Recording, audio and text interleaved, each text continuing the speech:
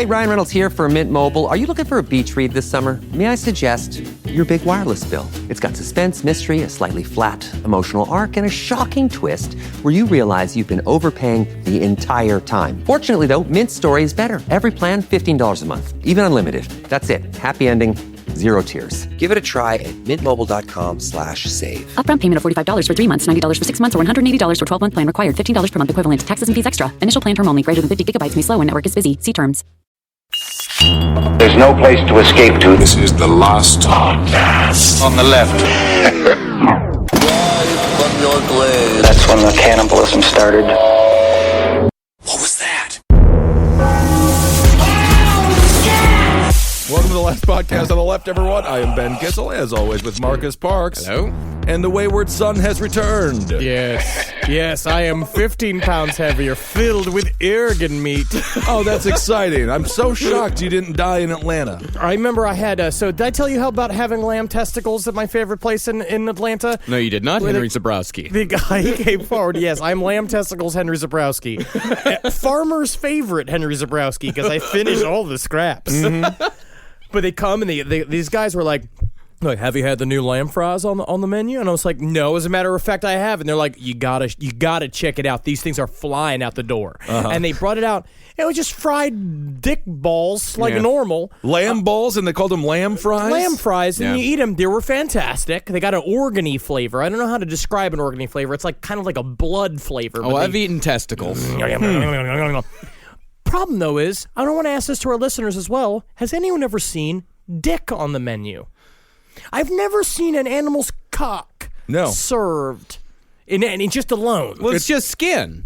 They're blood sacks. No, it's not. It's got cartilage. It's got some meat in there. Right, girl?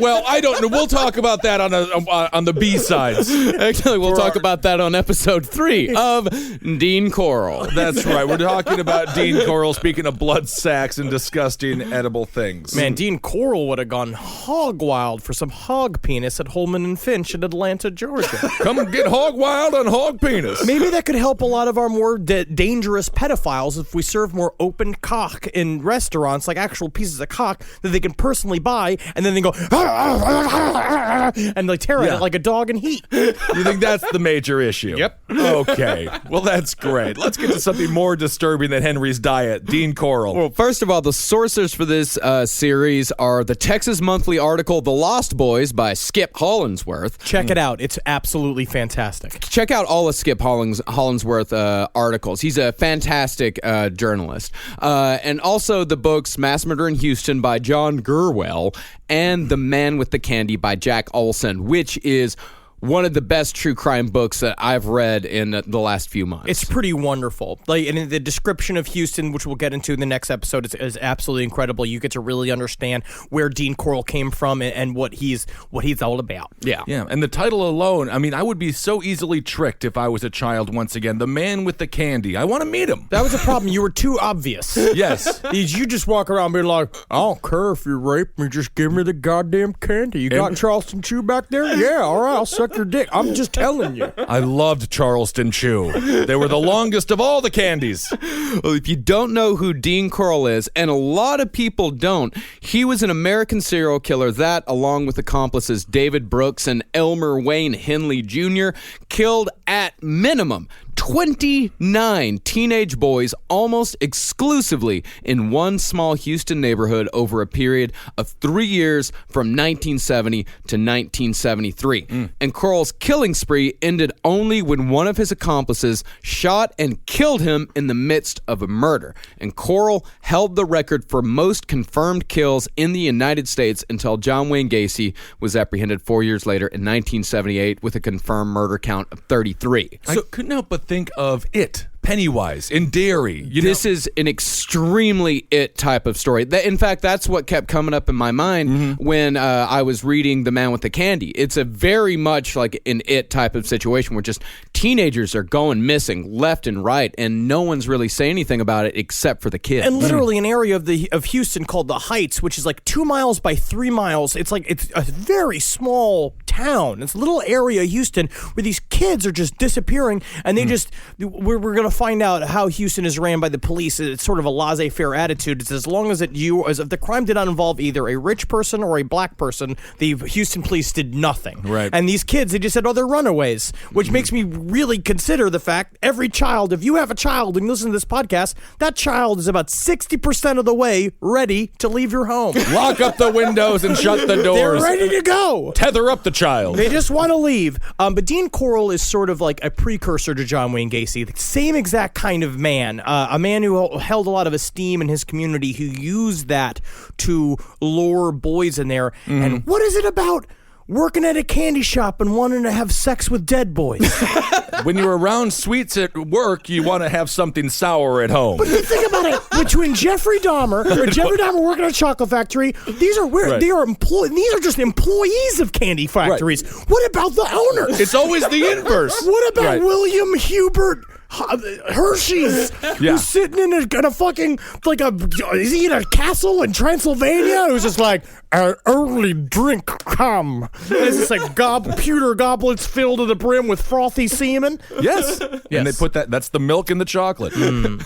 So since Dean Corll was murdered before he was apprehended, it's important to know that most of what we know about Dean's formative years comes from his mother, Mary. Now, Mary is what you might describe as a real piece of work. She loved her son to a fault. Yes. Which is kind of the problems when you continue to love your son after he's raped, tortured, and murdered 29 boys.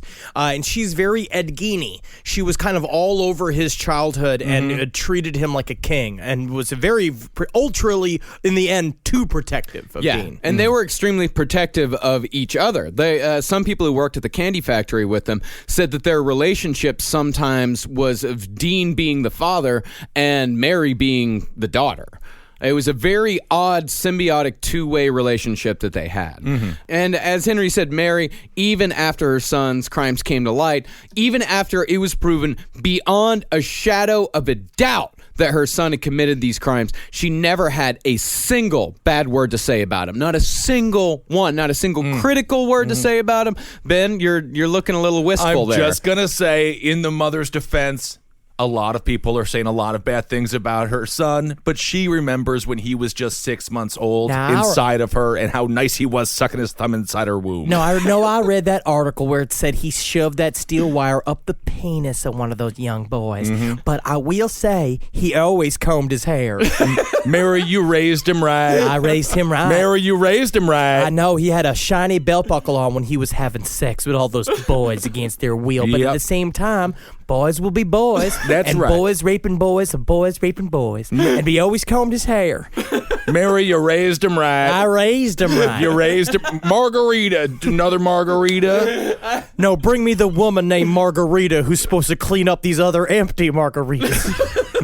You raised him right. The reason why we only know about Dean's childhood from his mother is because the rest of his family, including his younger brother and his father, Arnold, never gave a single detail about Dean's childhood. They never talked to the press. We don't know anything about them other than what Mary told us. So it is important to kind of treat some of this with a bit of skepticism, or to at least know that there is a lot of things about Dean's childhood that Mary conveniently left out. Well, absolutely, because obviously what he grew into is very different than the child she raised. Yes. Right. Do you think that she purposely lied, or do you fill your mind with the moments you want to remember? Right? I think it's lying by omission and choosing to not talk about that. I think it's just choosing I'm not sure if I remember that correctly. I think she's choosing to lie. I think what we discovered a lot when we talk about serial killers all the time is that a lot of times they're never really like, oh, he was always like totally fine and totally quiet and totally normal. There's always something fucked up about a serial killer, even as a child, and the mothers always know. You know when the kid's over there and he's just like, I just wish that some of these dolls you gave me would squeal, mommy. Squeal with fear. It's like, well, comb your hair. You gotta have a nice head of hair. Well, Dean Arnold Corll was born on Christmas Eve, 1939, in Waynesdale, Indiana. And as far as what Mary says about him as a child, he was said to be a very solitary child. Didn't like to hang out with other kids, but Mary said that this all went back to an incident at a birthday party in which all the other kids got prizes, but Dean didn't get any prize, so she thought that this made him a little bit of a recluse because he didn't want to get hurt again. For everyone who's upset about living in a generation where everyone gets a prize, just remember, the one kid who doesn't will kill your child. He will kill child thinking about your child that did it to him first. So just give him a prize. Always give prizes. Even if it's a little noisemaker or like an eraser. Any kids love anything. You could tell them anything's a prize. Sure. Give them a pool net. Anything they didn't have walking in and they walk out with it, that's a prize. Yeah, exactly. And Arnold and Mary's marriage was unstable to say the least, but it is important to note that Mary claimed that Arnold, Dean's father, was strict but was never physically abusive towards Dean or to his brother. And personally, I think she's telling the truth on this one, because when you take Mary's personality into account, if Dean's father had been abusive in any way, I think she would have used it to explain away some of his bad behavior or some of his odd behavior.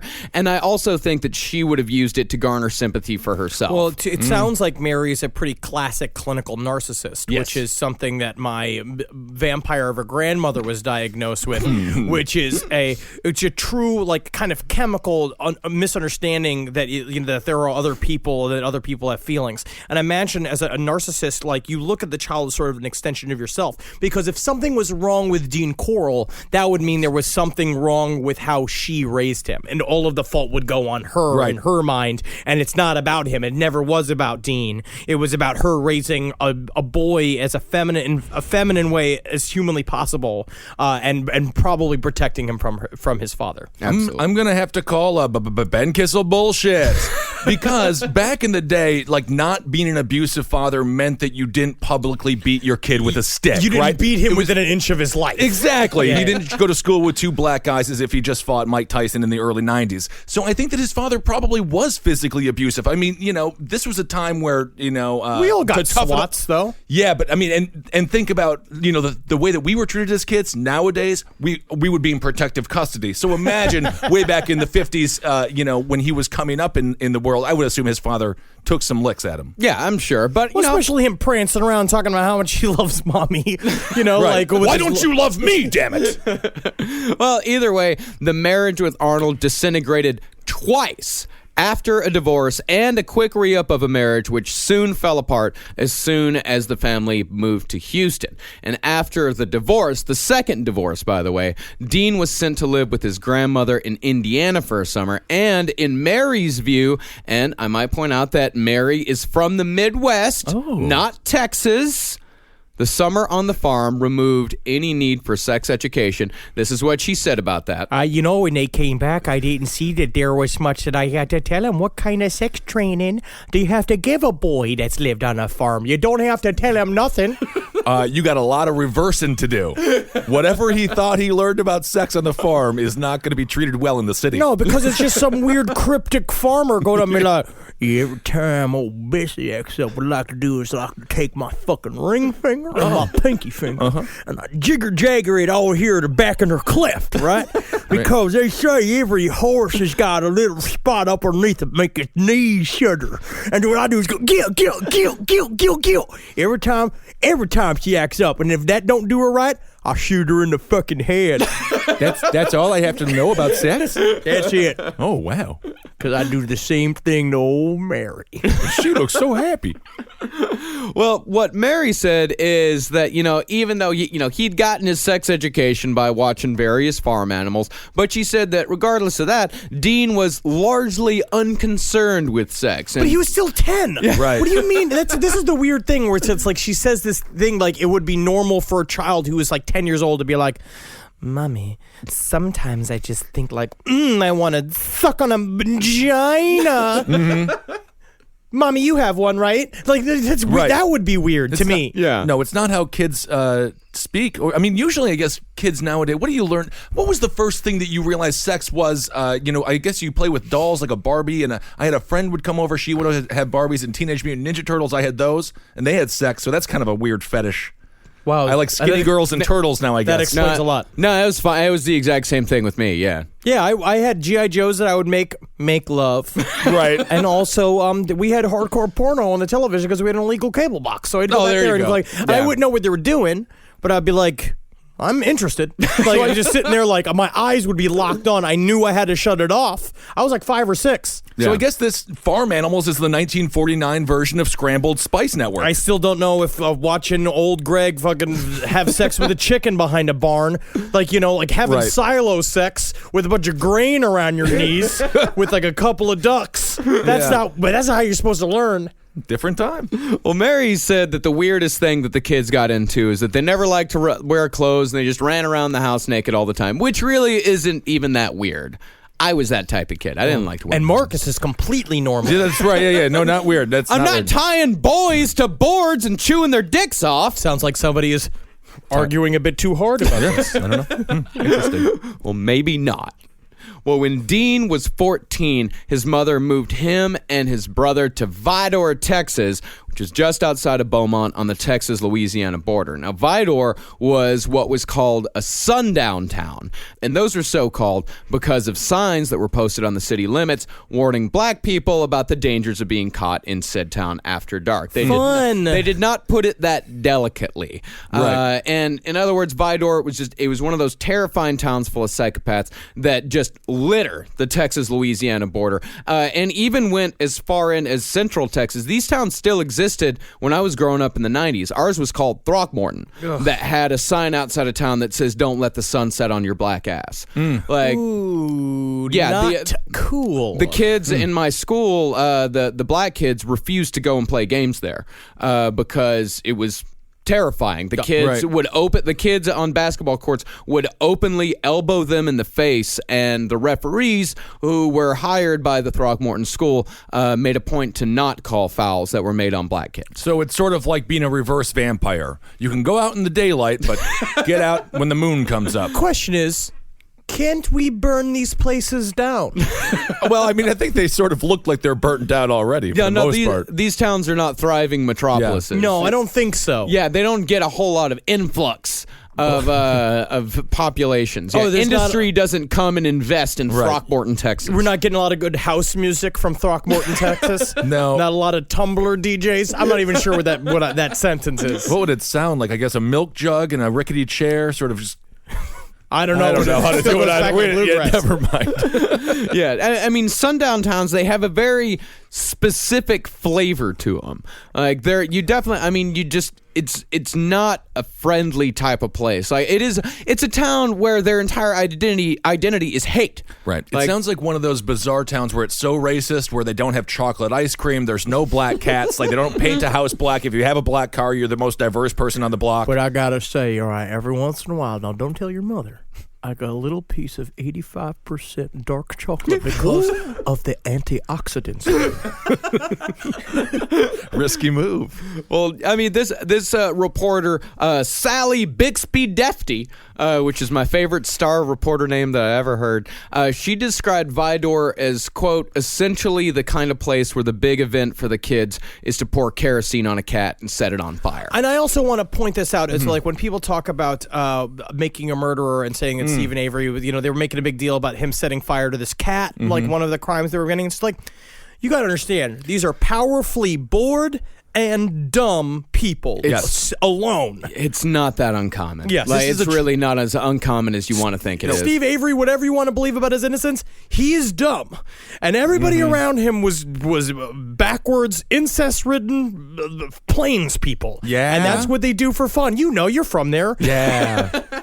Yeah, true story. In my hometown, my friend's father drowned their cat, his sister's favorite cat, in a little bucket, in a 10-gallon bucket. He just did that. Yeah, and we knew it was kind of weird, and his sister was very upset with her father. We knew rednecks in Florida that would do that. They would have a problem with. They'd be like, "Oh, this cat, we can't take care of this cat," and they would just fucking drown it. Right. 'Cause, I mean, I'm not saying it's great. I think it's terrible. No, you dare I don't drown say. it. You shoot it. Oh, Cool. You see, that's what it is. All right. Yeah, of course. Yeah, 'cause Regardless, you don't put kerosene on it and light it on fire. No, you don't. You But I hear the definitely don't do funnest way that. to kill a cat is you take a bunch of bungees and you tie it to the front of your car and then you scare it to death driving down the highway. I see.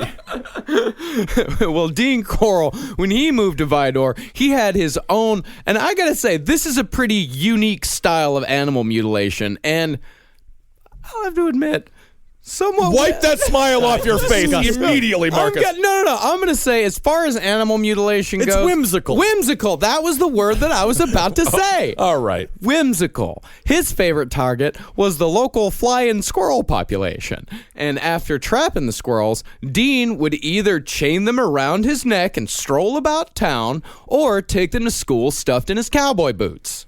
Whimsical. I would say also it's the most fabulous way to show off that you've killed a bunch of flying squirrels. Well, yeah, I mean, it's a wealthy woman on the Upper West Side in a mink, jacket, but they just didn't do any of the work to make it, wearable. Legitimately, I imagine Dean Corll as that, as a sort of genteel, Yes. little weird redneck boy. You just walk around being like, I hope you like my new statement necklace. It looks like your necklace is gnawing at its other parts, like there's a... Be dead! Your necklace is gnawing at it. Okay, Now it's beautiful. it's very nice. Do you like my boots? They're turquoise. The Genesis GV70, with all its award-winning tech and performance, is built to thrill. So you can hit the road, hit the turns, and hit Sport Plus mode for serious acceleration and handling. Inside, you'll find intuitive tech that elevates every driving experience. And wherever you go, the GV70 will have you on the edge of your seat. It's luxury that's built to thrill. Learn more at Genesis.com and feel the GV70. This podcast is brought to you by Squarespace. Squarespace is an all-in-one website platform that helps you stand out online. Yes, that's right. You don't have to smash your face with a hammer. You can just start a business. It's got everything you need on Squarespace, from securing your domain to building a professional site and showcasing your work all in one place. Let's say you want to show everybody how you can carve your ribs out of your lower abdomen so that you look more like a Ken doll. That's amazing. You can bring your vision to life with AI-powered design or curated templates, plus flexible editing tools that helps you create something that truly reflects your style, especially if you are somebody that is trying to corrupt the young men of America. That's what Squarespace is really going to help you. Squarespace makes it easy. It makes it easy for you to put all that together, and you just go to Squarespace and do it all. Thanks, Braden. Head to squarespace.com/left for a free trial. And when you're ready to launch, use offer code LEFT to save 10% off your first purchase of a website or domain. Hey, it's Ryan Reynolds here from Mint Mobile. Now, I was looking for fun ways to tell you that Mint's offer of unlimited premium wireless for $15 a month is back. So I thought it would be fun if we made $15 bills. But it turns out that's very illegal. So there goes my big idea for the commercial. Give it a try at mintmobile.com/switch. Upfront payment of $45 for 3 months, $90 for 6 months, or $180 for 12-month plan required. $15 per month equivalent. Taxes and fees extra. Initial plan term only. Greater than 50 gigabytes may slow when network is busy. See terms. And with Dean, when he wasn't torturing squirrels, Dean was said to be a very passionate trombone player in the high school marching band. And the only It seems a very similar mouth movement to what you would later do.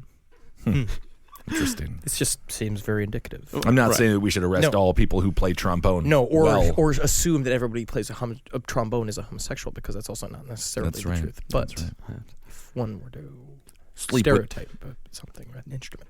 One eye open, my friend.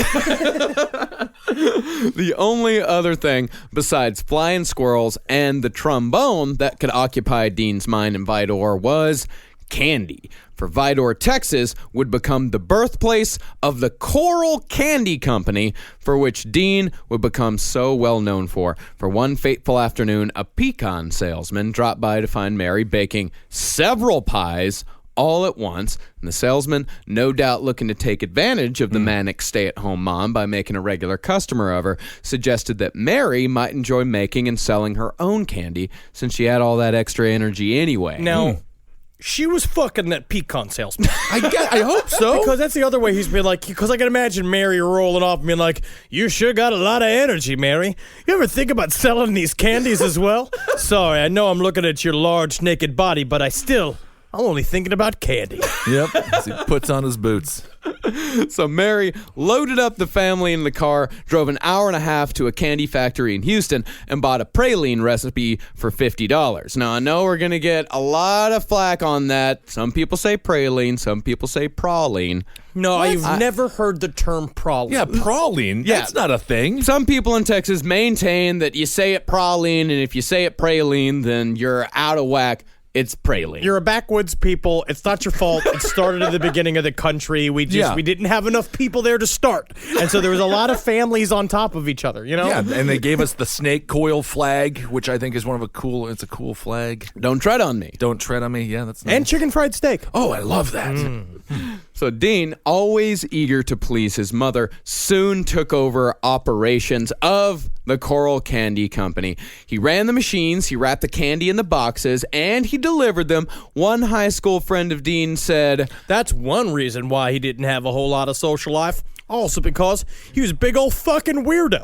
Yeah. Who reeked of candy 24/7. Was always talking about how he'd like to stick his dick in a yodel. And we said, yodel, you mean the chocolate little cake? He's like, no, I like to call little boys yodels. Interesting. They should have caught that earlier, Yes. I guess. So he's cooking and delivering candy the whole time, flying squirrels in his shoes. Huh?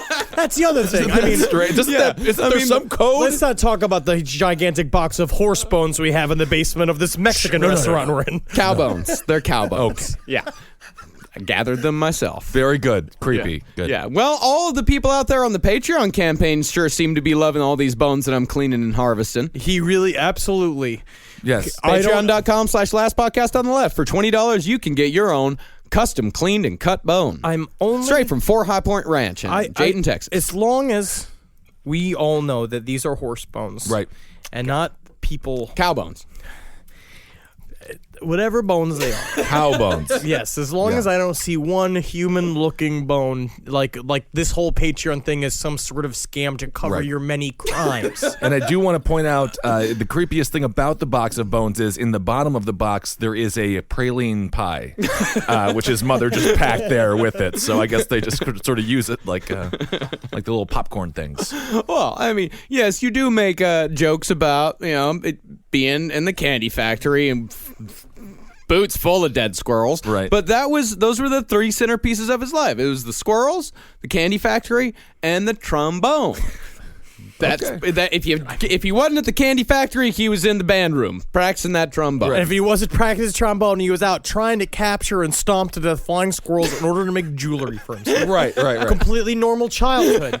For Texas, maybe. Well, yeah. I mean, the 1958 Vidor yearbook, The Pirate's Treasure, described him as, quote, sweet to know, very occupied.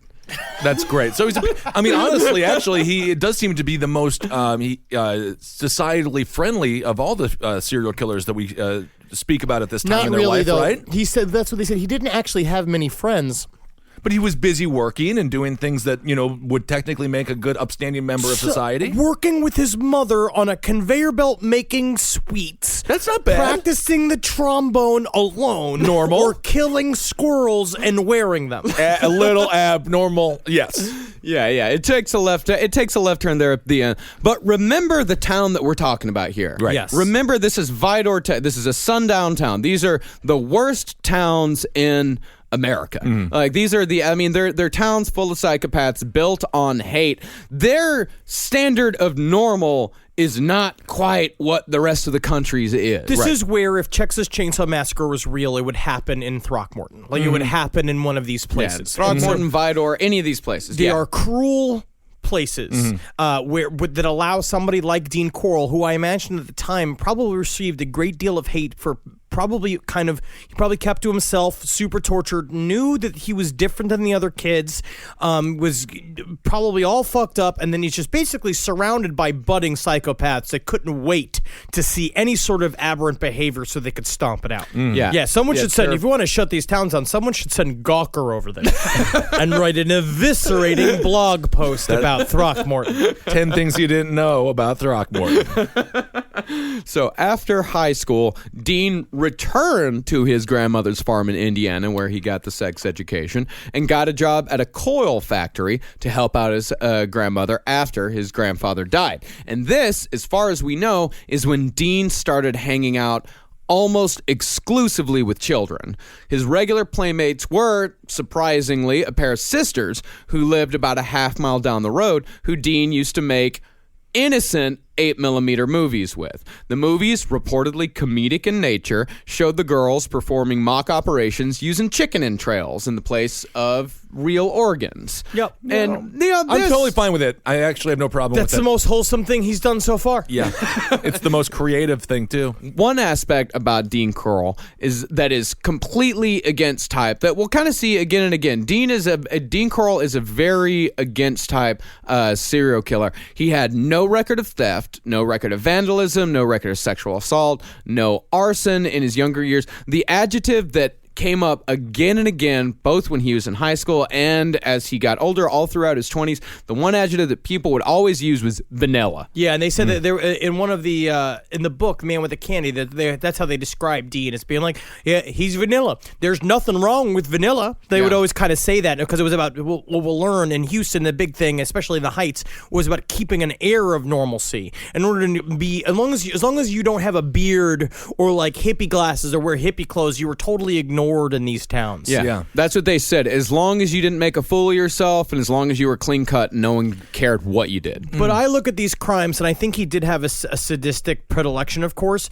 but I think a lot of it is sort of like John Wayne Gacy, where I think a lot of the murders started as a way to cover up his crime, to cover up his sexuality, and that he was having sex and he liked rough, intense sex with with boys. He's a pedophile, and then the murder came about as a way to cover it up, and then eventually grew to be a part of his sexual fantasies. Yeah, absolutely. So at the age of 24, Dean was drafted into the Army, where he served as a radio repairman in Fort Hood. Now, this follows the pattern that we've observed with both David Berkowitz and Leonard Lake. Serial killers, and this is something that I didn't really know before or didn't really notice before, but the pattern that we start to see is that serial killers usually don't see a moment's action. Even though all three of the men, David Berkowitz, Leonard Lake, and Dean Corll, they were all in the Army during Vietnam. But they don't see any action at all. For people that are in the armed service listening, answer me this question. Do you think that a lot of that is to do with the fact that they show basically too willingness to murder? Whether they show up and they're so enthused by getting the gun and going through the training, and there's like Leonard Lake, like I imagine somebody, which we're going to see out of Dean Corll later, likes to dominate and likes to put his pain on people. Like I wonder if even drill sergeants like see that in training and they're like, oh no, he's not going to go anywhere near the fucking. I think it's because as soon as the drill sergeant asks them to do a sit-up, they break down and cry like pansy boys, and then Dean Corll is like the dog in the movie Up. Every time he sees a squirrel, he shouts and chases the damn thing. Necklace. Why does he call squirrels necklaces? Yeah, I think it does have something to do with. I think it's more towards like what Ben was talking about, is that they just don't have the kind of instinct that it takes to be a soldier. Their instinct to kill is there, but that doesn't make a soldier. That's not what a soldier is really there for. It's like discipline and teamwork and that kind of stuff. That's the whole point. That's what shows a good soldier. Yeah, a willingness to kill is not at the top. But I also find it interesting that they join the military. I think a lot of it's also because they feel aimless in life. Well, they're drafted. Yeah. Well, was he drafted? He was drafted. Everyone. Oh, yeah. okay. Yeah. No, Leonard Lake volunteered, as did David Berkowitz. Both those guys volunteered for the Army. But Dean Corll was drafted. But it is interesting how I don't know of a single serial killer or a mass murderer that saw combat. It's very interesting. It's something worth looking into later. But the Army is also where a friend of Dean's claimed that Dean had his first homosexual experience. About that, the friend said, He told me that's where it started when, it was like the first time he turned faggy, really. I guess that's the only way I can say it. Is that what he says? There's a lot of different ways you can say it. That was exactly what he said. Yeah. Yeah. He said that's the only way I could say it. Yeah, he said he told me that's where it started when, the first time you ever turned into a fag, really. I guess that's the only way I can say it. Yeah, it was Vietnam. There's a lot of different ways you can say it. Yeah. It was when he had I just said it a totally different way. When he had his first homosexual experience. You could just say he was gay. Or he was born gay and loved it. It was the only time I saw him happy because he was expressing himself for the first time. You just say he was bored. Who knows? Not a lot to do as a radio technician there.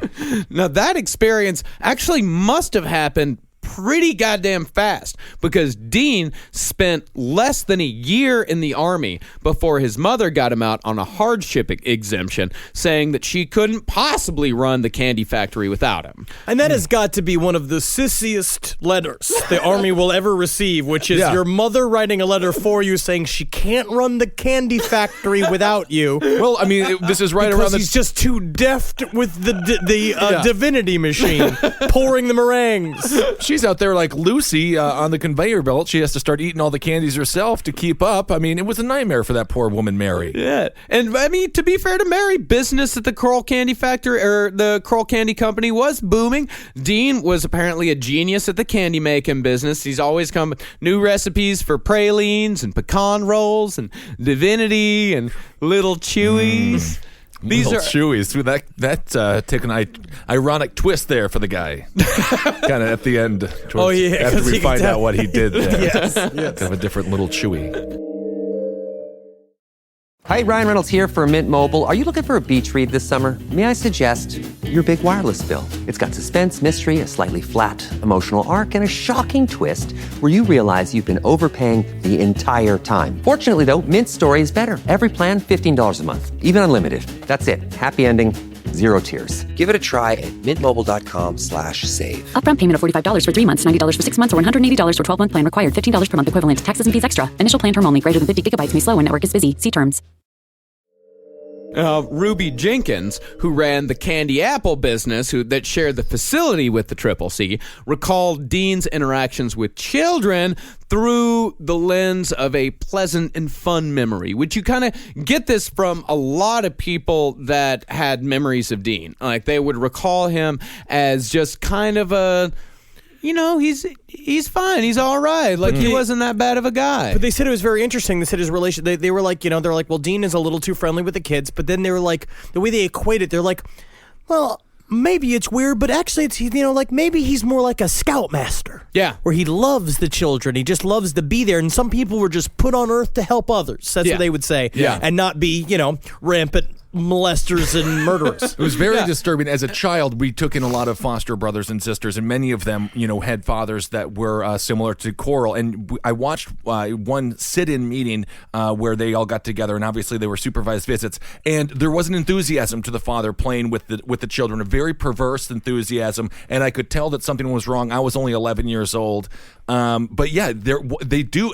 Lighten up, I guess, and they do become very animated around children. But that's not to say that there aren't men out there who actually are very good scoutmasters, who actually can help out children. Vast majority. No, I don't three of them. Let's leave scoutmasters alone. No, the vast majority of these guys are totally cool dudes and are actually doing something good for the community. Little league coaches, scoutmasters. Like, these guys are actually doing this shit because they enjoy doing it, not because they want to put their mouths on the little boys' balls. And women are good at it too. Watch the movie Troop Beverly Hills. Great feature film. Well, this is what Ruby Jenkins said about Dean's attitude towards kids. She said, he was a regular Pied Piper. Everybody told him to stop, but he wouldn't stop. The principal even called and said, please don't encourage the kids. They're crossing the street to get the candy. The parents are complaining. But Dean, he would just still give it out. God, man, it's so crazy because he made the candy. I mean, it's like the full process. Well, what she meant by, the kids, not letting the kids around or anything like that. This was like fate stepping in an extremely horrible way. Because while Dean was in the army, Mary set up the candy factory across the street from an elementary school. Is this really one of the, is this why we get the whole candy in children being lured in by the pedophile trope? No, I just think pedophiles have been using candy to get kids since there's been candy, kids, and pedophiles. But let's just say he ran a factory that made lug nuts. Would we just be like, hey, so somebody stopped in a red van and offered you lug nuts? Do not talk to that man. Yeah, would it change? Bill, I gotta say, I'm a sucker for free lug nuts. The next thing I know, I'm over at this guy's Dean's house, and he's got lug nuts as far as the eye can see, and I'm pretty much drooling. Next thing I know, I'm getting raped behind a silo. Just wondering.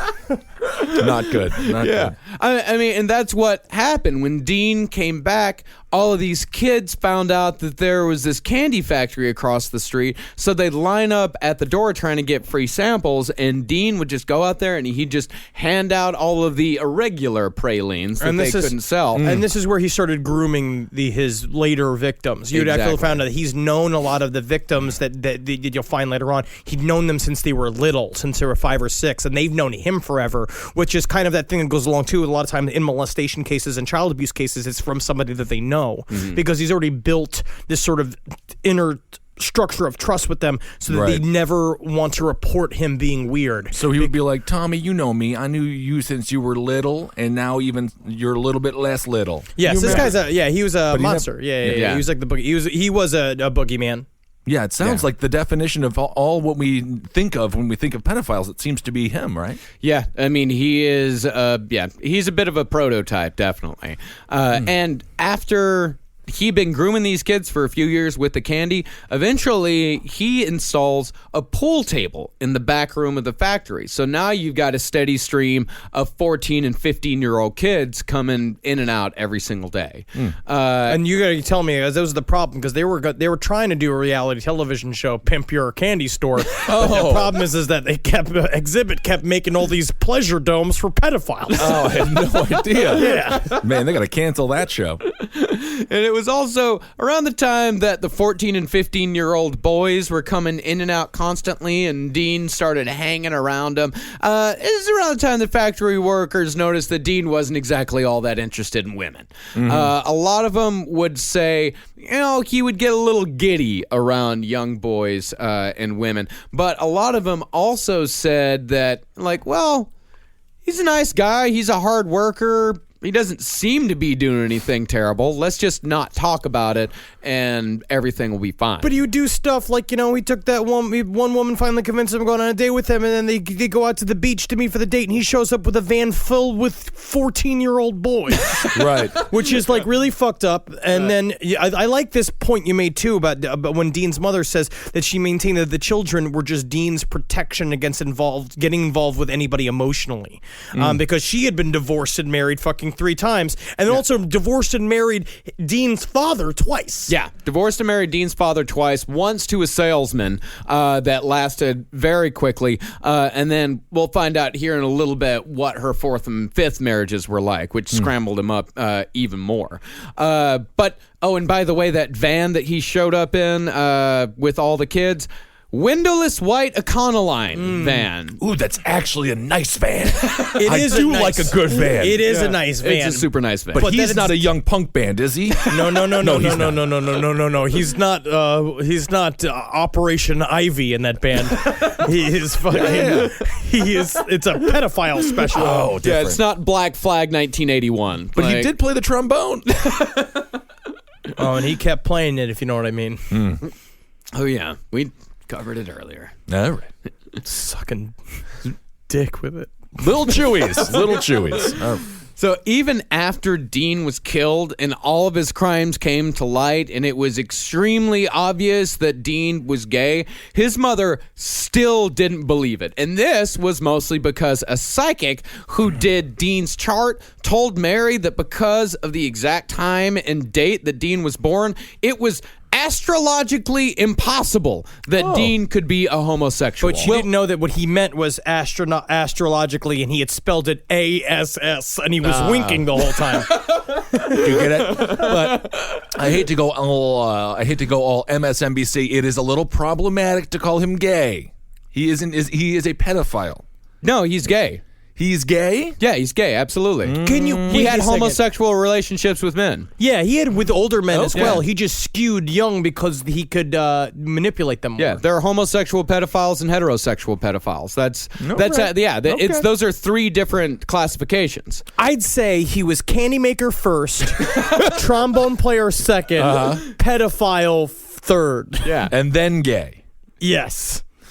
All right. Just want to lump the two together. No, absolutely not. No, absolutely not. That's where your brain went. Yeah, No, that's been the theory of the gay person has been for years thought of as if they were predators. You're absolutely right. You're very right that those two things. But Dean Corll did have homosexual relationships with adults outside. He just didn't like it. Yeah, he was like a little down for it, but still, it wasn't quite getting him. It's like Hunt's ketchup. Just not Heinz. Yeah. You know what I mean? It's like the good stuff. Yeah. I used to hate eating at the family's house who had the Hunt's ketchup. It's like, what is wrong with you people? Just put some salt in it. Just have sex with the boy. Oh, come on now. But even though Mary didn't accept that her son was homosexual, everybody at the factory knew it, and nobody openly acknowledged it. But everyone accepted it because he was such a nice, decent person, as they said. And within a couple of years, the factory was just filled with teenage boys, both hanging out and working there. And none of these boys reported any shenanigans or any misgivings whatsoever about Dean. None except for Jimmy. Jimmy just didn't know how to play along. Right. I mean, at this point, it just reminds me of the Foot Clan and Shredder. It is a little bit like that, but all of the Foot Clan was also getting molested. Oh, right. We don't. Bebop and Rocksteady had some terrible. But you could just imagine Dean Corll just like laying out pralines and divinities, just whistling and like grab-assing with little boys. Yeah. That was probably a great time for him. I guarantee you. Yeah, I guarantee it was the best time of his life. Jimmy, he hated to be alone with Dean, but he would never tell anybody why, and nobody really pressed the issue because all Jimmy would do when people would ask why he never ever wanted to work alone with Dean, he'd just hang his head down and just kind of shrug his shoulders and go like, I don't know, and then go ahead and work with him alone anyway. Sad. He has to always give me private trombone lessons. All right. Well, no, this poor child. Yeah. Jimmy was a poor boy. Jimmy wasn't having a good time there.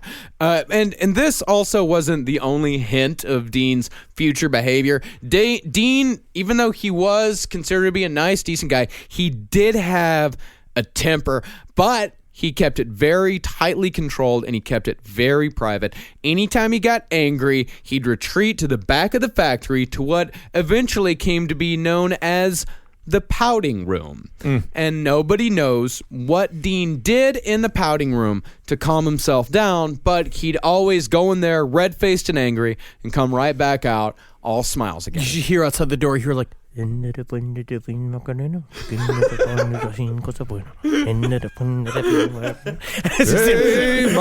Furiously doing the Macarena alone. Whatever he has to do to calm himself, it works. And another sign that things were starting to go awry was Dean's newfound passion for digging. Let's just put this out there for listeners in general. Well, if you get a buddy, I know Marcus, you love to dig. Marcus, this is his thing. But I'm just saying, but Marcus has always loved to dig because he grew up in piles of dirt. It's a lifelong passion, yes. But if someone randomly, out of nowhere, your buddy's like, you know what I've been doing lately? A lot of trench digging. Huh, you didn't do that a couple of weeks ago. What happened? No, it's like I needed a reason to do it. Anyways, I gotta show you my new spade. It's diamond tipped. You gotta come over sometime. We're gonna play some lunch. We're gonna have some lunch. We're gonna have some beers. We're gonna play with my handcuffs. I'm there. I like the idea of plain lunch anyway. This is my new LeBron Nike swoosh, my new fucking shovel, playoff series shovel. Yeah, I like the idea of people getting together and like pretending to be their favorite competitive eater. That'd be kind of fun. So Dean's first big digging project was to dig up the floor of his pouting room, board it over, and then cement that. Next, he started to dig holes out near White Oak Bayou, but only at night. His explanation was that old candy apples drew bees and spoiled pecans were infested with weevils. No. And the best way to dispose of them was to bury them. Completely reasonable. Maybe it is. I actually don't know. So Technically, he's got Willy Wonka problems. he does. These are Wonka problems. And Candy Apple woman Ruby Jenkins said about this, oh, he was real good about it. He did his burying without a word of complaint, the way he did everything else. He had this big roll of clear plastic, 4 or 5 foot wide, and he had sacks and sacks of cement and some other stuff back in his pouting room, but we never asked what he used it for. Now, why ask questions? I don't know. I feel like it's just sometimes just go out there and ask a question. You know what? At the same time, when I see somebody collecting bags of cement and having like big old strips of plastic sheeting and shovels and ropes, that's also when I stop asking questions. Yeah, that's kind of a good because point. it's just like because then you're implicated. Yeah. Whatever's happened, once it gets to the point where he has purchased with a receipt plastic sheeting and has it all over his fucking pouting room, a room that everyone has agreed to call his pouting room. Yeah. You know for a fact he is committing crimes. You just quit. You know quit what? the job, you don't come back. If I see anybody with those products, I say, making a gazebo. And then put it on they them. just say, whatever. 'Cause they Keep don't- on walking. Say, He's Exactly. making a gazebo. Because then they don't have to make up a lie. You Right. give them the lie. Exactly. And because you'll see the relief being like, yes, that is what I'm trying. Yes, thank you, Ben, so much. Man. Yes, it is a gazebo. Yes. So many nice people here in Texas making gazebos. So nice. You want to come back by my pouting room for some candy apples and to play with my handcuffs? I've got to jog. I actually have to jog. You know when I am busy Yeah. building these gazebo, it's like this gazebo is getting bigger every week. All these holes I got to dig. Well, I just started jogging sometimes. Well, the digging started around the time that Mary's 4th and 5th marriages came about, both to a merchant seaman named Walt Coburn that Mary had met using a 1960s computer dating service. Walt... Really? Yeah. They used to have these back in the 19s. They'd have those big room computers, and they'd send out, like, apparently what they would do punch cards. Yeah, they would do these. They would fill out these questionnaires. They would feed the questionnaire answers into a computer, and then a few days later, it would spit out your match. How flawed was she? She got a longshoreman, a seaman? It's so very funny when you read The Man with the Candy, several people all say the same thing about Mary, being like, I don't really see why someone's got to go to a computer to find a husband. You just don't be 500 pounds. But at the same time, you can just be 500 pounds. I mean, the computer gave her a man at sea. Yeah. What kind of husband is that? Well, apparently they matched up well, because Walt was an extremely violent, paranoid schizophrenic that Mary hitched up with after only knowing him for a month or two. And it was only after the marriage that Mary found out that Walt was highly suspected of killing his first wife by hanging her, then staging it to look like a suicide. a little similar to Tinder. I don't like that, yeah. And Walt was so crazy and unstable that Mary hid in the candy factory for 6 weeks straight to escape him. And when he found out where she was, he sent her 8 dozen flowers and told her that she'd have the most beautiful funeral you ever saw unless she came back home. Oh, I thought it was sweet, but then it wasn't. No, I say the same thing to Natalie every night. Oh, I'm going to make you the most beautiful funeral. Hopefully later than sooner. Keep it for the record. Fried just in eggs? case. Fried eggs? I know it's 4 a.m, but I'm making fried eggs. That's very nice. But 6 weeks at her job, why wouldn't he show up at the factory where she worked? Well, Not a smart guy, I guess. He's not a smart man. No, he is absolutely not.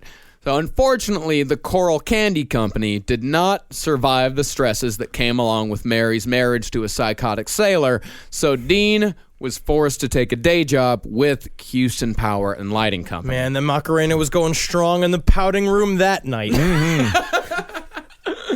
So Mary, who is looking to escape her ex-husband completely, moved to Colorado on the advice of another psychic. Now, this is very surprising, and no one knows exactly why this came about, but Dean decided to not go with his mother to Colorado. He decided to stay in Houston. Well, it sounded like he had already built his little structure. It sounds like he already built his perfect structure of, like, essentially pedophile. Like, he knew what he was going to do by then. Yeah, he had his plan. Yeah, because we talk about, like, when serial killers allow themselves the little things that make what they then do can be, like, against their will. It's like a thing that they have to do. Yeah. It's because he's now set it all up. It's like, well, now it's too late to go because I set up all these kids. I've been grooming everything. Right. But that's another thing that, makes Dean Corll so terrifying is that he is devious and he plans and he waits and he is patient. Yes. The whole nice guy facade that he puts up, like, this was, like, he was doing it for a reason. It was calculated. It was extremely calculated to get people to trust him. But especially kids. Yeah, especially kids. And within a couple years of Mary leaving, Dean would transform from just the nice guy with the candy to one of the most prolific and brutal serial killers the world has ever seen. We're going to get next week, we're going to start getting into him meeting his accomplices, start getting into some of the first abductions and murders. This case is... It's horrifying. Like, this is one of the most horrifying cases that we're ever going to cover. I will say, and this is maybe ridiculous to posit, but I think that one thing I like when I read these things, when we go into these guys who kill lots of little boys, is that I'm really glad that I don't read some of the descriptions of the crime and then, like, spontaneously get hard. Right. That would just end my life. That would end all of our lives. Yeah, we couldn't do the show because, that would be bad. Because it would make the secret grow. You know what I mean? Would have to turn you in. Yeah. That's the whole thing. It's a relief. Yeah, it's an absolute relief. Yeah. But also, this case to me shows that there may be some truth to the idea that John Wayne Gacy also had co-conspirators. Yeah. We'll talk about it. So much more to discuss. Well, what a great intro to Dean Corll. Good background. Things will get more disgusting from here on out. Always. And we always promise that. These are the we monsters. always promise that, and you know what? We always deliver. We do always deliver. Yeah, but we also believe that it is important to understand these monsters as the actual people that they are. Also, in the details, and the gruesome details are the thing that allow you to it's real, and it happened. And there are monsters that live on the earth, and there are a bunch of them active right now. Your kids are probably hanging out with one right now. No, it's fine. But do give a phone call. Do check in, please, on your children. All right, everyone. Well, thanks so much for listening. Thanks so much for giving cash to the Patreon. That's so sweet. Yeah, if you guys want to give to our Patreon campaign, if you want to help subsidize the show, go to patreon.com/lastpodcast on the left. At the $5 level, you get a lot of free bonus content. I'm so sorry that last week we had the technical difficulties and we weren't able to put out a full episode. These things happen. It hasn't happened in years to us, but it's just the way things go sometimes when you put out a show every single week like we do. Yeah. And if you want to hear what we were able to salvage from the episode, you can go to patreon.com/lastpodcast on the left and pledge $5 a month, and you'll gain access to that. We'll have new recordings up this week too for as extra content for those of you that are Patreon supporters. I believe at the $20 level, $5 level, $5 yeah. And then we will, and so that will also be good for your ear heels. Yeah, every week we're gonna try to put out bonus content every single week for our $5 and up donors. That's right. And thanks so much for supporting all the shows here on CCR. The network is just doing great. Listen to Sex and Other Human Activities, page 7, the Roundtable of Gentlemen. Abe Lincoln's Top Hat is heating up with the politics, so that's kind of fun. And, everything's been really going in the right direction. So make sure, so follow us on Instagram at LP on the left. And if you want to, I guess, follow me as well at Dr. Fantasty. Mm-hmm. That's right. And you can also follow Henry Zabrowski on Twitter at Henry Loves You. You can find Marcus Parks on Twitter at Marcus Parks. And I am at Ben Kissel. Mm-hmm. And if you want to order your Last Podcast on the Left t-shirt, go to cavecomedyradio.com/merch. They're $25 each. And if you need to make some t-shirts yourself, we get our t-shirts done by a company called Jack Prints. If you want to order from them, use the code JPLastPod16 to get some great discounts on whatever t-shirts you want to order. And March 11th, Netflix is finally going to have quality content. Henry Zebrowski is starring in a special called Characters. The Characters, yes. Characters. Tell everyone a little bit about it. I was given 30 minutes to do whatever the fuck it is I wanted. And sadly, they let me do that. And it is, and it's pretty, it's pretty adventurous. And Henry, I will say that. Henry was gracious enough to have a lot of your favorite people here from CCR involved in the project, and a lot of different comedians that you've seen on the stage and screen. I'm going to say there's a lot of cum in it, and also a lot of my nude body.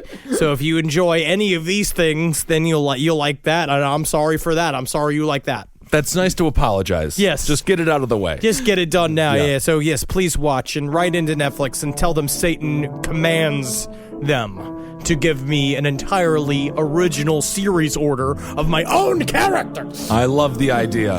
And finally, because our Patreon has been such a success, we're finally able to do our first live show out of town after Washington, D.C. We are going to be doing Baltimore on March 5th at a venue called Otto's. We're going to put out all the details here very soon, but that's going to be us, Last Podcast on the Left, and the Cowmen are also going to be traveling and doing that show as well. So that's Otto's March 5th in Baltimore. And the more people we get on our Patreon, the more we can travel out and do live shows, the further out we can travel. And again, if you guys want to give to us, that's patreon.com/lastpodcast on the left. And we're going to end this episode with a Cowman song if you've never heard us before. So you can get a little bit of a taste. All right. Hail yourselves. Hail Satan. And Heil Gee.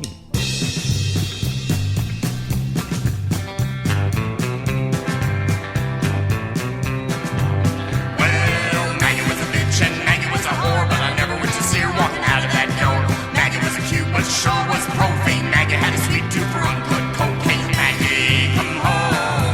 Maggie, come home. Maggie, come home. Get out of that Batman truck. Maggie liked the cigarettes, Jesus with the long hill. Maggie liked anything that people bleed wrong.